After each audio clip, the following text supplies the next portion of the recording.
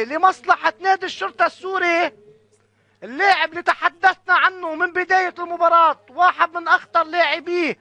الشرطة السوري، الرجا رافع، عم بسجل الهدف الثاني لمصلحة فريقه، الهدف الثاني الشخصي له بهالمباراة ليحسم الأمور عمليا على أرض الملعب. عم نشاهد بالإعادة تمريرة كانت ممتازة، واستلم الكرة بالشكل المطلوب الرجا رافع